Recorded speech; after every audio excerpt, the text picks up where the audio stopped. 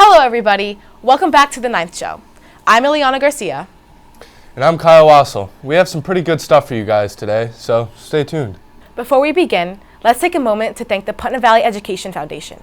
Without their generous support, this show would not be possible. We are incredibly thankful. Now let's get to it. This week is very special. As you may know, this past week, we celebrated empowerment. To honor and spread the spirit of empowerment, we went around the school interviewing faculty, students, and, like our guest speaker, John.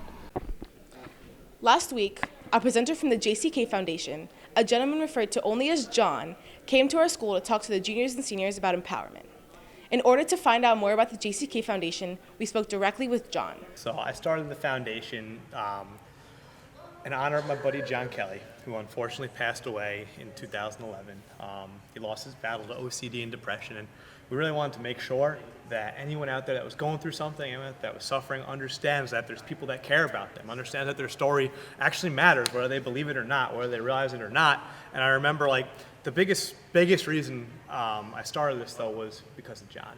Because I'll never forget how kind he was to me. When I was, literally 6th and 7th grade, I was struggling with my own OCD, struggling with my own anxiety, and he took me under his wing, and he was just like the kindest soul in the world. He was like, John, like, you're gonna be okay, like, I got your back, you're not weird, and it made me feel empowered. It made me feel like, wow, like, I can do something with my life. I don't have to give in to my obsessions. I don't have to feel like I'm a failure, so to speak. And it was so special to be able to do something to honor him. And we started it, the first thing we ever did was we played a little softball tournament.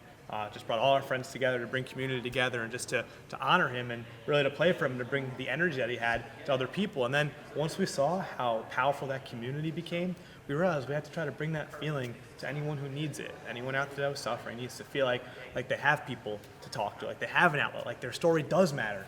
And that was the most important thing. We wanted to provide that comfort that John provided to so many while he was alive, to as many kids as we can today.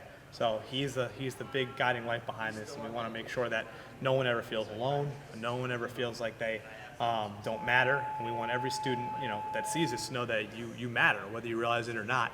And we're here for you. That's why we started it. The response to John's presentation and workshop was highly favorable.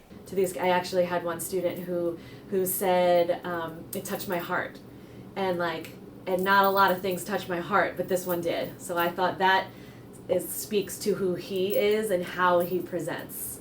It was very moving and empowering. It was really nice. What was your favorite part of the assembly? Definitely the documentary, the second part. It's very nice. Is there anything that you learned from the assembly? I definitely learned more about OCD. What is your favorite part so far? I think just the energy that everybody had throughout the whole thing and the presenters, it was so great. Overall, the JCK Foundation brought some very valuable lessons to us this week. Their insight into mental health has helped us and youth across the nation overcome their personal hardships. I'm Ileana Garcia, reporting from PVHS. Thank you for watching. Wow, that was inspiring.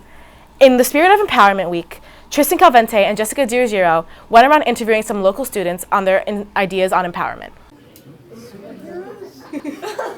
Which superhero empowered you most? Spider-Man. Which superhero empowered you the most? Hulk. Why? Because he's a big body. The Flash, because he's really fast. Spider-Man, because he could squirt webs out of his hands. What does empowerment mean? I'm going to say Daredevil, because Daredevil was a blind man and still fought crimes with no special effects. Didn't let his mind limit him in any way. Daredevil all the way. Spider-Man, he's like a teenager, he's in high school, so he's kind of balancing high school with all his superpowers, plus his name is Peter Parker and my name is Parker. So I think he just empowers me the most. Iron Man, because he's rich. Wonder Woman. Why? Because she's a powerful woman that looks really good at doing anything. What superhero empowers you? Spider-Man. Why? He climbs great heights and has those webs. I try to find the hero inside of me, and that's the person who empowers me. Thank you. Supergirl. She's a girl. Wonder Woman, because she does those cool things with her wrists, and because I think she maybe doesn't just empower me, but I have 2 daughters and she empowers my 2 daughters. Well, I feel very empowered right now. How about you, Kyle? I feel pretty empowered, I have to say. But you know what really makes me feel empowered? This past win last Saturday against Albertus Magnus. Putnam Valley football came out with the win, and now we have Ardsley this Saturday at 1:30 p.m. Be there. Oh, and before I forget, are you a singer, writer, or a lover of music? Make sure to sign up for the Gratitude Festival. See Dr. Macera for more details. Speaking of writing, on October 30th from 5 to 6:30, just in time for Halloween, the Literature magazine is holding a Halloween-themed poetry jam in the school library, so make sure you come to that. Is it just for poetry though, Kyle? Of course not. The jam is welcome for those who want to sing, perform skits, or even tell dark, twisted tales for the Halloween season. Everyone is welcome. And don't get me started on all the delicious treats that they will have there. So see Mr. Lathrop for more information. Wow, I'm interested. October's a pretty busy month with all these fun festivals and Halloween. But October is also Breast Cancer Awareness Month. For the duration of the month, cheerleaders have been working hard to raise money for breast cancer. Let's talk to Ms. Regina Albano, cheerleading coach, about what the cheerleaders have been doing. October is Breast Cancer Awareness Month, and we've had some former cheerleaders who have had parents or moms that have had breast cancer, and some beat it, some didn't.